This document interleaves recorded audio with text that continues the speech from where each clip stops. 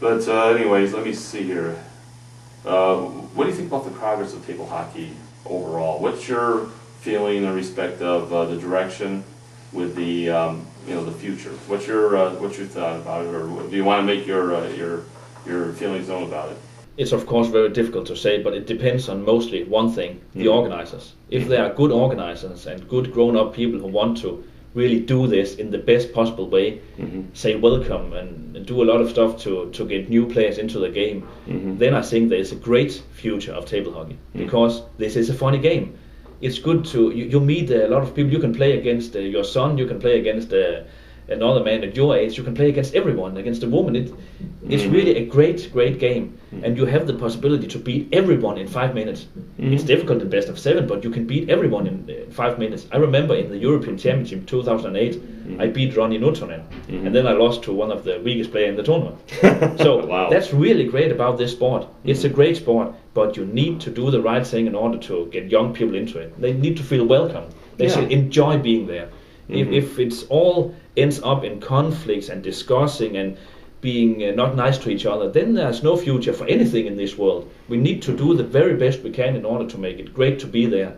Then we have a great future. And it's funny, the reason why I have played 6 tournaments in the USA and 4 tournaments in Canada, coming all the way from Denmark, is that I love to be here. I think they are nice guys, and I have the chance to talk with you because I'm able to speak American with you. Or well, English. It's more difficult for me in Russia, even though they're big tournaments. So it's communication. That's so important. You're right. That is a big thing, is communication. I mean, it's like maybe you could go and tell Mr. Alexei Tidov, is that his name? Yeah, tell him that his shit is fantastic. Excuse me, I got to edit that out. Beep.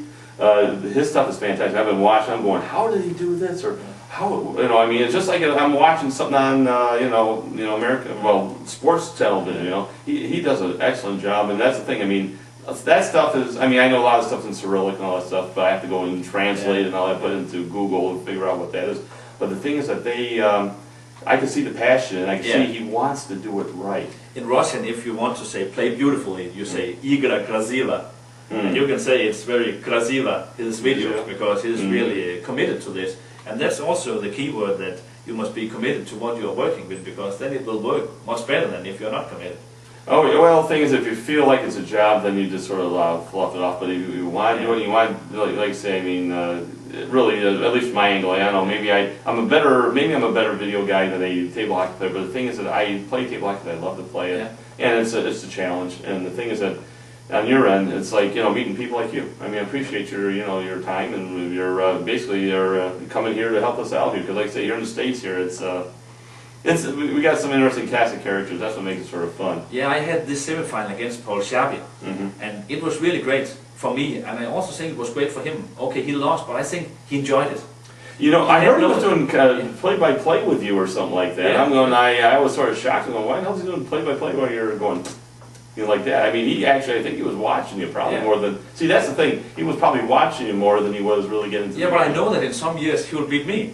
It's possible. And I hope that I will have the chance to play a final against him, because now I played him in quarterfinal and semifinal. It could be funny to stand there against him. Like I say, so I would say you're a federation head, or I'm trying to figure out what your... I know other than table hockey, I mean, your involvement. I'm trying to figure out what your involvement is with the ITHF. I mean, are you just doing it for the Danes, or are you doing it for basically your national board?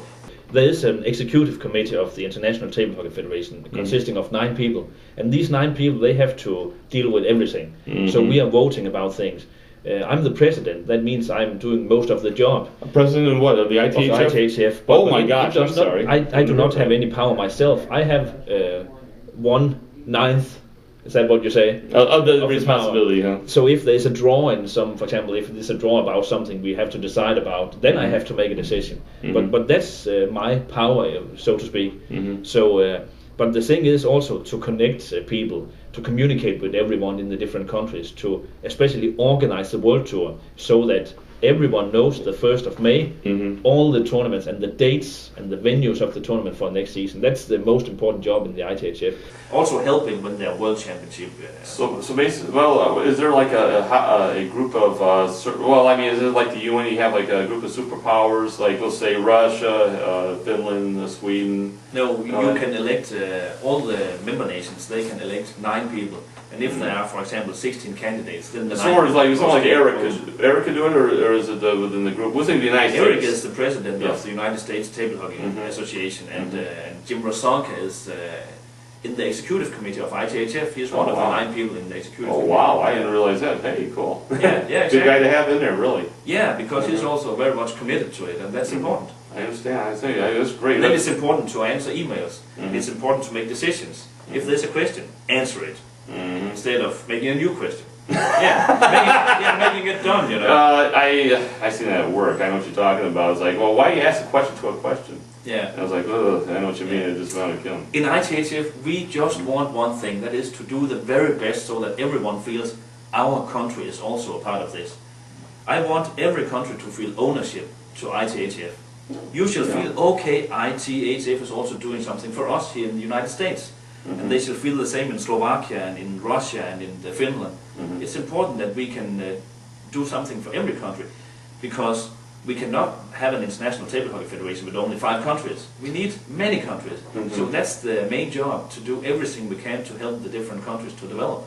Give them some advices. I was going to say, I mean, I noticed that it's very strong in Eastern Europe, but how about Western Europe, like England, France? I mean, No, it's not strong there. not strong at all, and No. there's no tournaments or even any contact over there. No, not really. There are some English players, but they are mostly living in other countries, for example, Oh. Sweden or Germany or something. Mhm. It's a shame because we... You know, Interesting, we- because yeah. well, I know that England's not traditionally a hockey country, No, or I think Ireland, there's a you know, connection there. or even France. To be honest with Yeah. you, nothing against the French, you know, but No. like I say, just Like curious. in Belgium and the Netherlands. Belgium and the Flanders and stuff like that. Yeah, there are no table hockey there as well. Perhaps privately, but no organized table hockey. Well, I guess new frontier, huh? No, yeah, I know. Maybe 20 years, we'll see what happens. Yeah, we hope. It would be nice. It'd be cool. Yeah, I agree.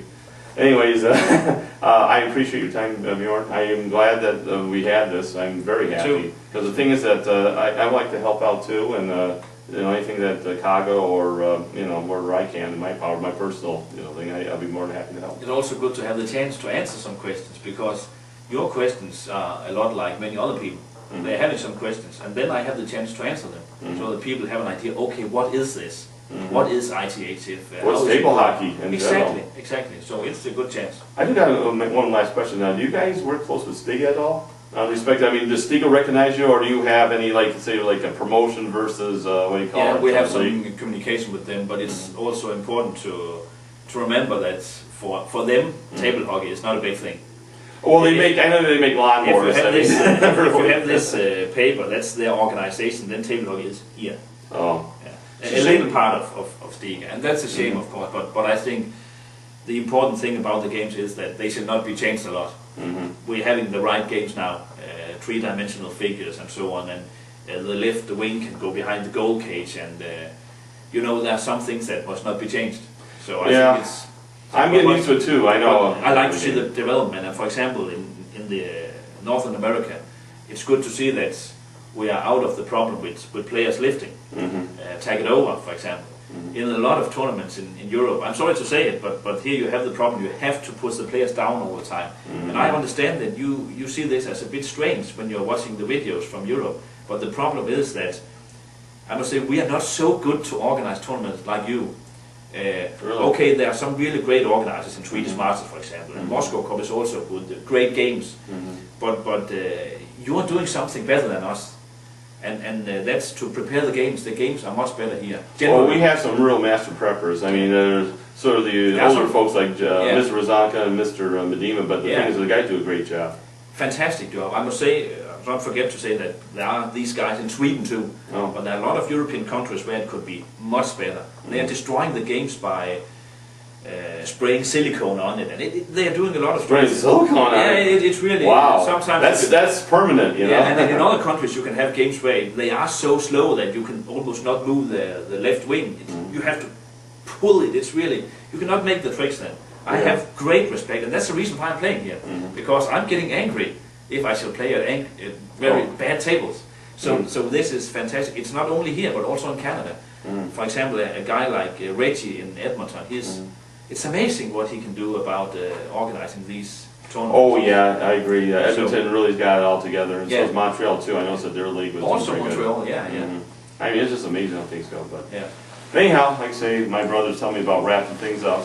I'll Thank you. hopefully we can do this again at some point. Maybe we could do like Gary Bettman, you know, in the NHL. We could go and talk about, you know, the Yeah. state of the table hockey, or maybe even bring Eric, you know, and we could We all must have come to a place where we can meet soon. Oh, really? Cool. Yeah. Oh, I mean Europe? Yeah, or Montreal. Montreal. Oh, Montreal for sure. Anyways, Bjorn, thank you very much. Thank you. Thanks for your time, and we'll talk to you later.